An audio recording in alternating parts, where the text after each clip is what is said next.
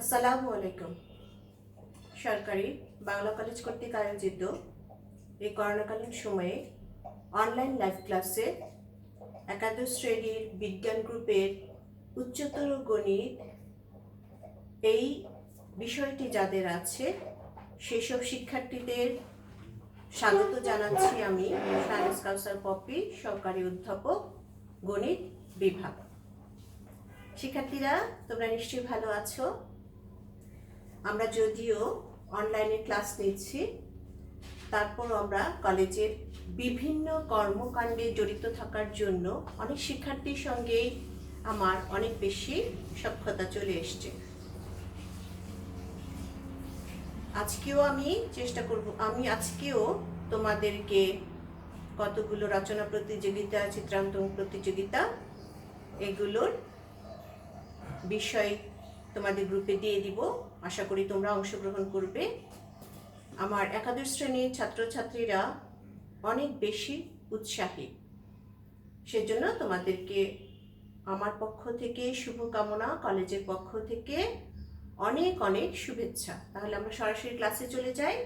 আমি তোমাদের উচ্চতর গণিতের সরলরেখা চ্যাপ্টারটি পড়াচ্ছিলাম, তারই ধারাবাহিকতায় আমরা তার তৃতীয় অধ্যায়, অর্থাৎ যেখানে আমাদের ত্রিভুজের ক্ষেত্রফল আছে, সেই অধ্যায়টি আমি পূর্বের ক্লাসে আলোচনা করেছি এবং প্রবলেম সলভ করেছি। আজকেও আমি সেই অধ্যায়েরই সৃজনশীলের আলোকে দু একটি অঙ্ক করব।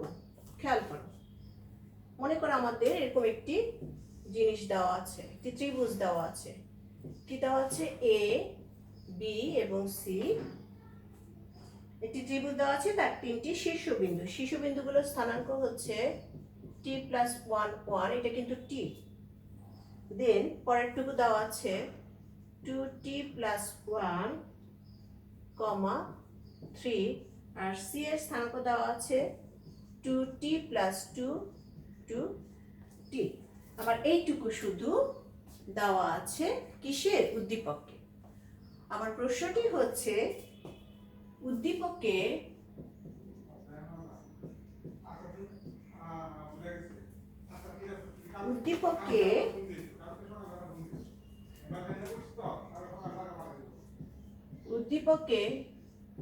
ত্রিভুজটির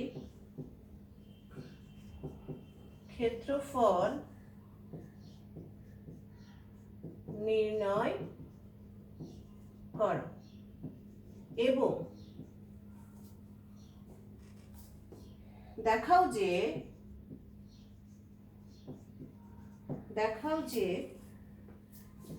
t = 2 বা t = -½ হলে বিন্দু ত্রয় সমবিন্দু। খুব মজার একটি অঙ্ক এবং খুব ইম্পর্টেন্ট একটি অঙ্ক। আমার প্রথম অংশটুকু দেখো, বলছে যে উদ্দীপকের ত্রিভুজটির ক্ষেত্রফল নির্ণয় করো। আমরা কিন্তু এই ধাপের অঙ্কগুলো করেছি, ত্রিভুজের ক্ষেত্রফল কিভাবে নির্ণয় করতে হয়। পরের অংশটুকু দেখো, বলেছে যে যদি t = 2 এবং t = -½ হয়, তাহলে বিন্দু ত্রয়, তার মানে এই যে এবিসি ত্রিভুজ আছে, তার তিনটি শীর্ষবিন্দু আছে, এই বিন্দু তিনটি সমরেখ হবে, এরকম করে সমরেখ হবে, স্ট্রেট লাইন হবে। ঠিক আছে? তাহলে এখানে দুইটি ধাপের দুইটি অঙ্ক আছে। তাহলে আমরা শুরু করি। উদ্দীপকের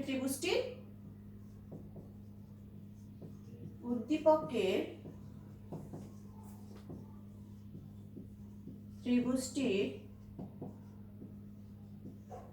শীর্ষ বিন্দু ত্রয় কি কি? a = হচ্ছে t+1, 1, b = হচ্ছে 2t+1, 3 এবং c = হচ্ছে 2t, 2t। তাহলে তার ক্ষেত্রফল কি হবে? ক্ষেত্রফল হবে ½ × এবিসি ত্রিভুজের স্থানাঙ্কগুলো 1, 2t1, 3, 2t2, 2t। আমরা নির্ণায়কের মাধ্যমে যখন করতে যাব, পরের অংশগুলো 1, 1 দিয়ে করব। আচ্ছা, হাফ। আমরা নির্ণয় করার সময় দেখেছি যে যদি লাস্ট লাইনে 1 1 থাকে আমরা 0 0 করার চেষ্টা করব। তাহলে প্রথম রো থেকে যদি দ্বিতীয় রো বিয়োগ করি বা দ্বিতীয় রো থেকে যদি প্রথম রো বিয়োগ করি তাহলে আমাদের কি আসে? দ্বিতীয় রো থেকে প্রথম রো যদি বিয়োগ করি তাহলে রো 1 প্রাইমে কাজ করছি, কি কাজ করছি? রো 2 থেকে রো 1 বিয়োগ করছি। তাহলে দেখো টি আর এখানে থাকবে 2, এখানে থাকবে 0। আবার যদি আমরা রো 2 তে কাজ করি, রো 3 থেকে রো 2 বিয়োগ করি, এটা থেকে যদি এটা বিয়োগ করি তাহলে আমার এখানে আসবে 1, এখানে আসবে 3, এখানে আসবে 0, আর বাকিটুকু থাকবে।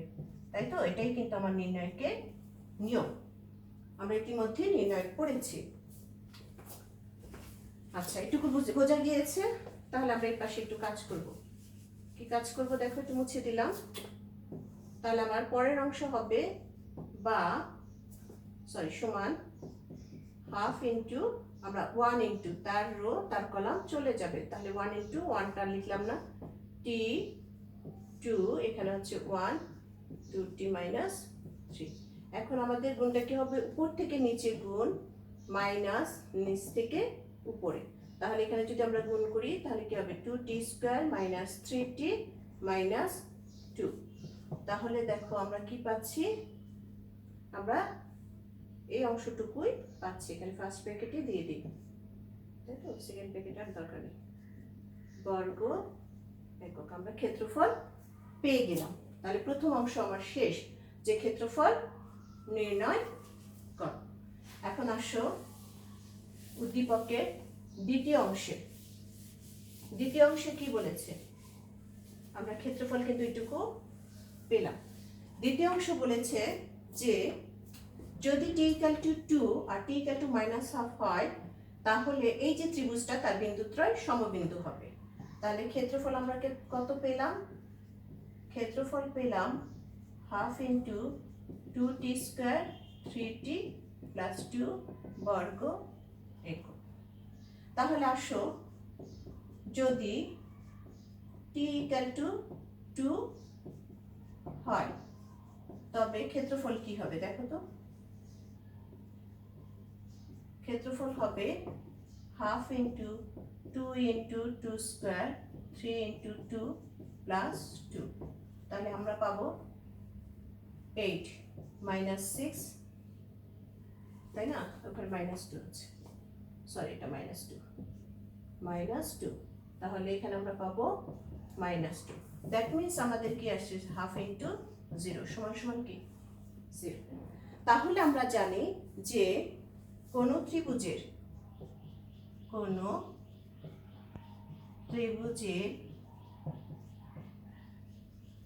ক্ষেত্রফল যদি 0 হয় তবে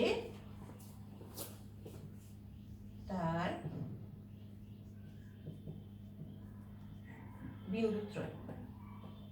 বিন্দুত্রয়, মানে হচ্ছে শীর্ষবিন্দুত্রয়, বিন্দুত্রয় সমবিন্দু হবে, সুতরাং কি সমবিন্দু প্রমাণিত হলো যে t = 2 হলে বিন্দুত্রয় কি? সমবিন্দু।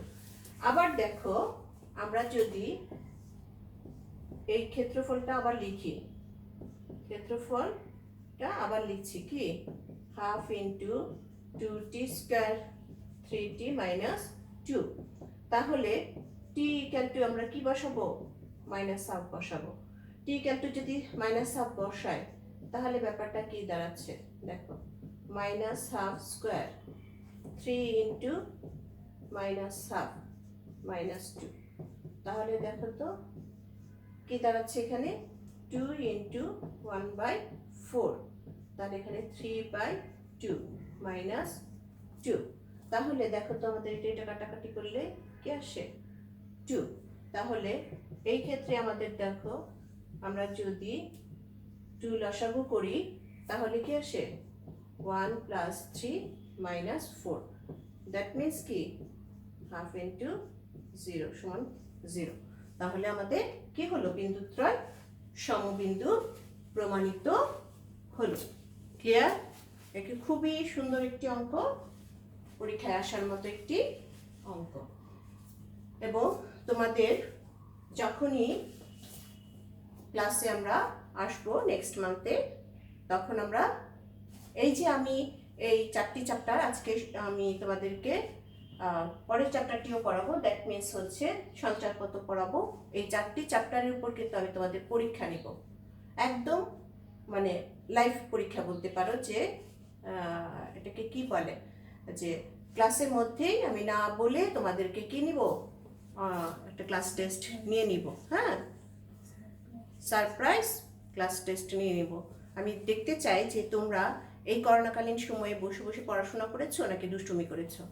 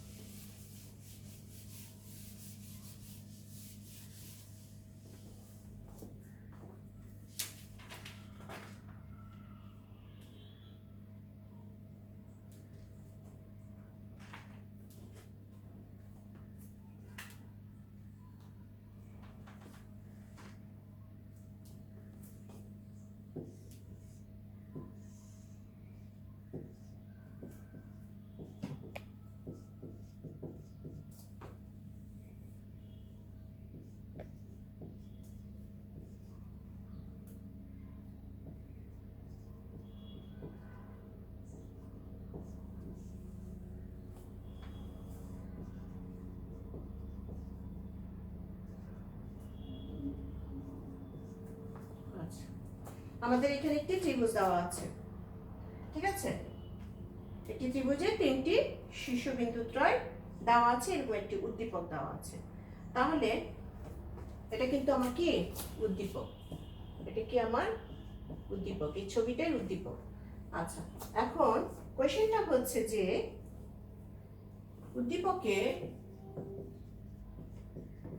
উদ্দীপকে আলফা ইকুয়াল টু যদি বিটা হয়, আলফা ইকুয়াল টু বিটা হলে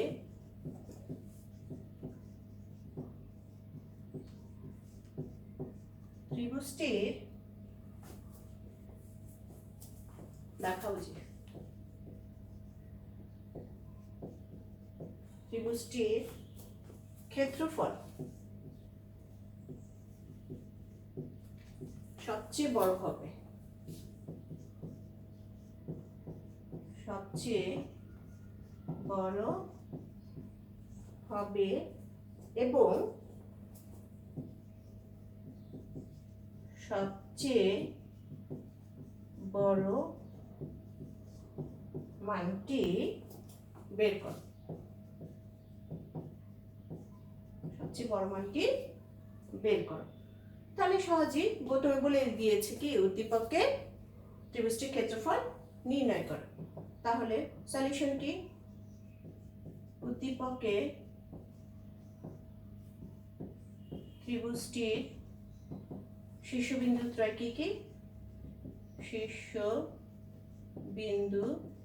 ত্রয় মানে 3টি, ও সমান 0 0, পি সমান a cos beta minus a sin beta, আর কিউ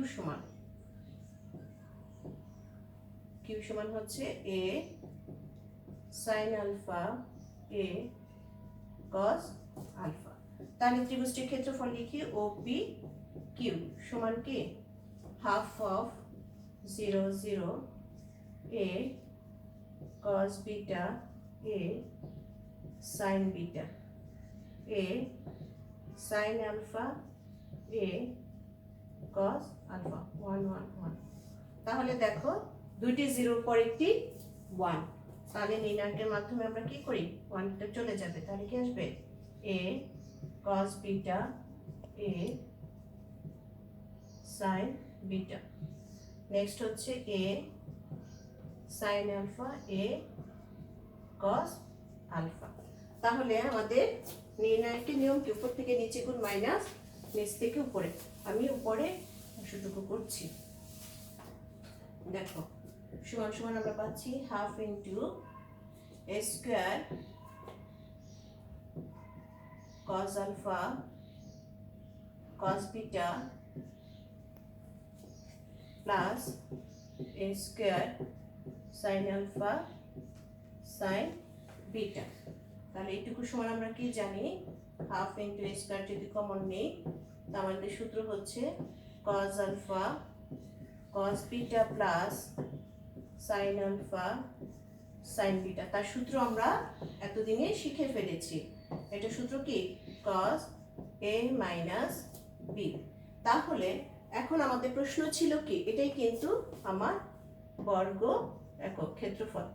এখন প্রশ্নটা ছিল যদি আলফা ইকুয়াল টু বিটা হয় তবে তার মান বৃহত্তম হবে এবং বৃহত্তম মানটি বের করো। তাহলে যদি আলফা ইকুয়াল টু বিটা হয় তাহলে ক্ষেত্রফলের মান কত হবে আমরা একটু দেখি। ক্ষেত্রফল হবে half a square cos beta minus beta, তার মানে half a square cos 0 degree. Cos 0 ডিগ্রির মান কত আমরা জানি, কত 1, তাহলে কত হাফ এ স্কোয়ার। তাহলে তার সর্বোচ্চ মান হবে হাফ এ স্কোয়ার, এটাই আনসার। তার মান সর্বোচ্চ হবে, সর্বোচ্চ মান হবে হাফ এ স্কোয়ার। তাহলে ত্রিভুজ সংক্রান্ত আমি অনেকগুলো প্রবলেম তোমাদেরকে করিয়েছি। এখন আমি চলে যাব পরের চ্যাপ্টারে, পরের অধ্যায়ে, যেটি হচ্ছে আমার যে অধ্যায়টিকে আমরা বলি যে সঞ্চার পথ। খুবই মজার একটি চ্যাপ্টার। সঞ্চার পথটা কি সেটি আমরা আগে দেখব।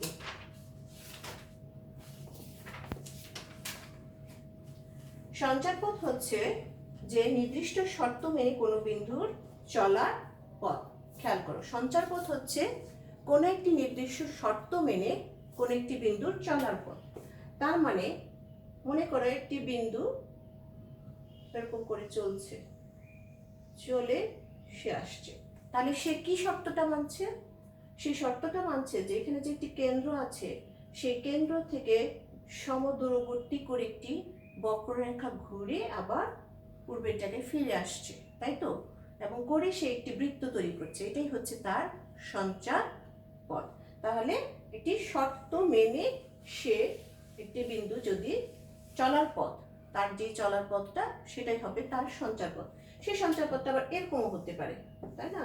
যে দেখো এখান থেকে সে এরকম করে যাচ্ছে, আবার এখানে ফিরে আসছে, আবার এখান থেকে সে এরকম করে যাচ্ছে, আবার এখানে ফিরে আসছে। এটা আমরা সাইনে দিয়ে পড়বো যে এরকম করে যাচ্ছে, 90 ডিগ্রিতে উঠতেছে, আবার পরে 0-তে চলে আসতেছে, মানে এক্স অক্ষে চলে আসতেছে। এটা হবে তার সঞ্চার পথ। আচ্ছা, একটি শর্ত মেনে হবে। আচ্ছা, এখন আসো আমরা সেই সঞ্চার পথের রুলসগুলো মেনে আমরা একটু প্রবলেম সলভ করি। এখানে বলেছে যে দুটি বিন্দু দেওয়া আছে। একটি বিন্দু আছে, কত মিটার আছে, A0, আরেকটি বিন্দু হচ্ছে 0A।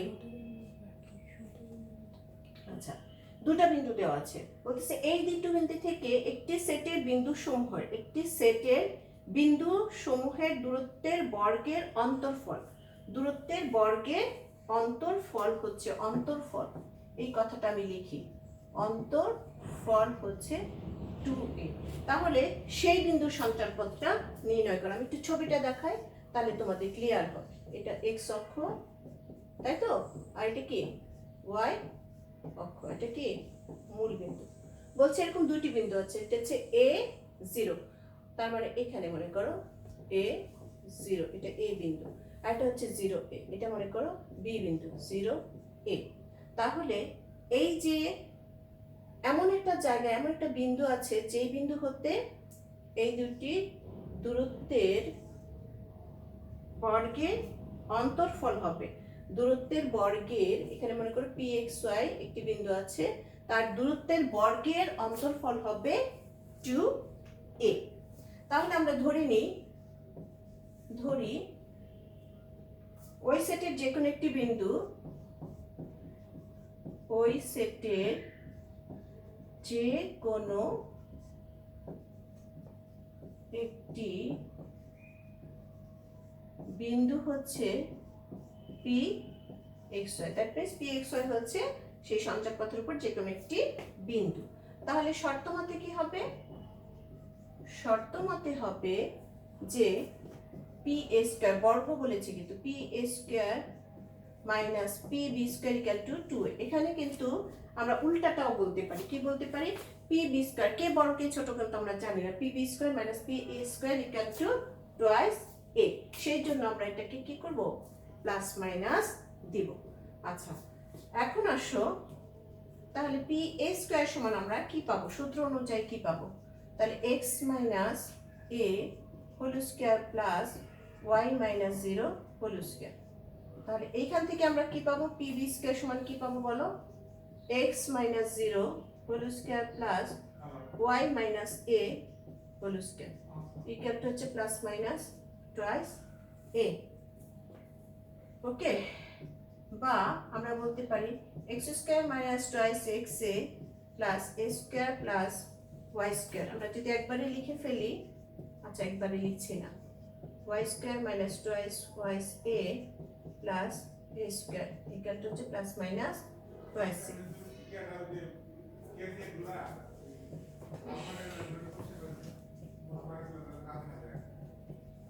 y square minus x square minus y square plus twice a minus a square equal to plus minus 2a। তাহলে স্কয়ার স্কয়ার চলে যাবে, আমাদের এই জিনিসগুলো চলে যাবে। তাহলে আমরা বলতে পারি 2y minus 2x equal to plus minus 2a। That means আমরা কি বলতে পারি, y minus x equal to plus minus 1, তাই তো? এটাই নির্ণয়, বা একটু সুন্দর করে বলতে পারি y equal to x plus minus 1।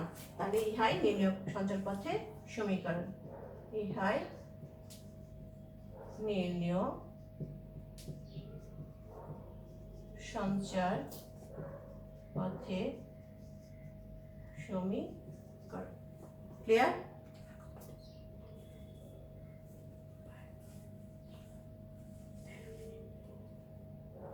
ঠিক আছে, এই সঞ্চয়পত্রের অঙ্কগুলো খুবই সহজ। আমি আরেকটি অঙ্ক করব, তাহলে তোমাদের সঞ্চয়পত্র সম্পর্কে ক্লিয়ার হয়ে যাবে।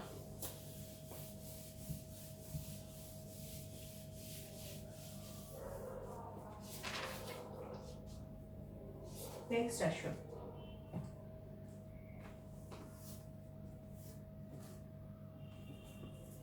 দেখো এখানে দুটি বিন্দু দেওয়া আছে, এরকম একটি উদ্দীপক দেওয়া আছে। মনে করো এর দেওয়া আছে 0 4 আর বি বিন্দু দেওয়া আছে 0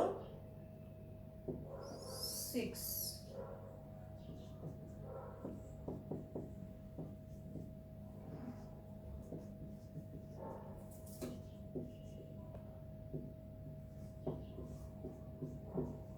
এবি দুটি বিন্দু দেওয়া আছে, বলতেছে কার্টেসীয় সমতল, এটা কিন্তু একটা কার্টেসীয় সমতল। কার্টেসীয় সমতলে বিন্দু সমূহের এমন একটি সেট গঠন করা হয়েছে, যেন এ বি রেখাংশ ওই সেটের যে কোনো বিন্দুতে, তাহলে এমন ভাবে একটা বিন্দু নিতে হবে যে এ বিটা সেই সেটের সাথে একটি সমকোণ উৎপন্ন করে, সেই সেটের সাথে একটি সমকোণ উৎপন্ন করবে, মানে এই জায়গাটা হবে একটি 90 ডিগ্রি সমকোণ উৎপন্ন করবে। ওকে, তাহলে তার সঞ্চারপথের সমীকরণ নির্ণয় করা, এমন একটি সেট গঠন করা হচ্ছে একটি রেখাংশ ওই সেটে কোনো বিন্দুতে একটি সমকোণ। তাহলে আমরা সেম লিখব কি,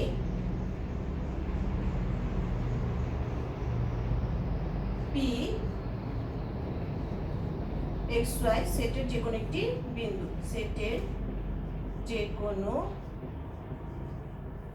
বিন্দু। তাহলে আমরা পি বিন্দুটি, তাহলে পি এক্স ওয়াই বিন্দুটি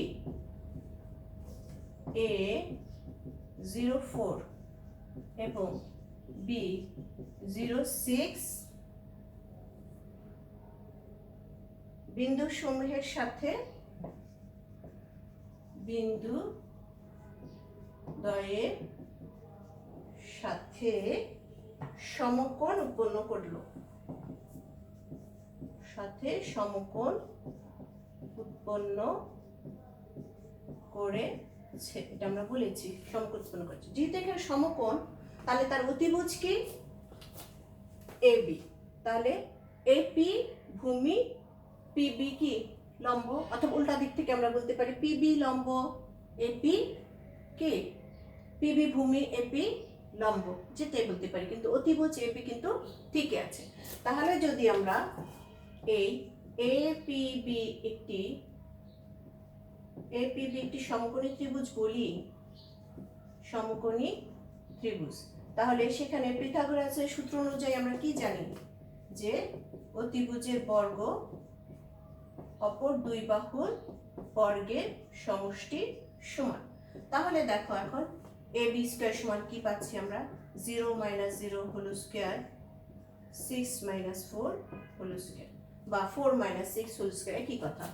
pa স্কয়ার সমান হলে x - 0 whole square plus y - 4 whole square, তার সাথে যোগ হচ্ছে কি আমার x - 0 whole square plus y - 6 whole square. তাহলে আমাদের ক্যালকুলেশনে আসো, এখানে কি 2 স্কয়ার, তার মানে 4, এখানে কি হবে x square 8y plus 16 plus x square, এখানে হচ্ছে y স্কয়ার 12y প্লাস 36। তাহলে আমাদের কি দাঁড়াচ্ছে, দুটো x স্কয়ার 2y স্কয়ার, তাহলে এখানে 20y, 36 আর 16 যোগ করলে কত হয়, 12 2 হাতে 1 4, তার থেকে আমরা 4 বিয়োগ করি, তাহলে কত থাকে 38, তাই তো 38 থাকে।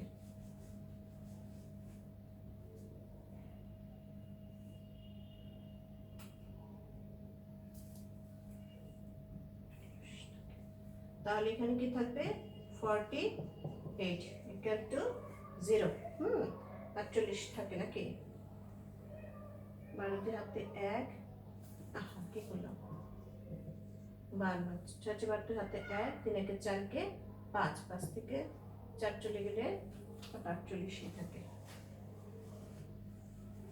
আচ্ছা, এখন আসো আমরা এটাকে 2 দিয়ে ভাগ করে দিই, তাহলে কি থাকে x square y square 10y plus 24 equal to 0, 10y 24 equal to, আচ্ছা এগুলো সব মাইনাস ছিল,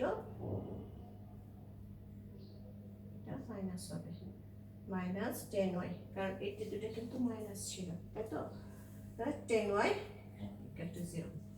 তাহলে ইহাই নির্ণেয় সঞ্চার পথে সমীকরণ, ইহাই নির্ণেয় সঞ্চার পথে সমীকরণ।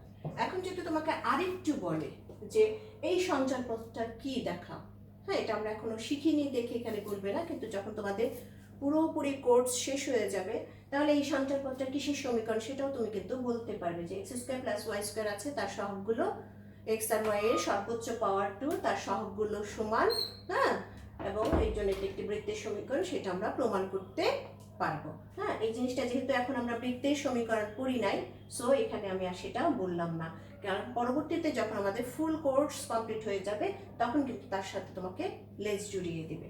তাহলে আমরা আজকে কি করলাম, যে আমাদের সরলরেখার যেই ক্ষেত্রফলের, একটি ত্রিভুজের ক্ষেত্রফলের সূত্রগুলো ছিল, সেই সূত্রগুলো দিয়ে যে যতগুলো অঙ্ক করা যায় আমি মোটামুটি যা করিয়েছি, দেখবে তোমাদের বই খুলে তোমরা বাকিগুলো করতে পারবে।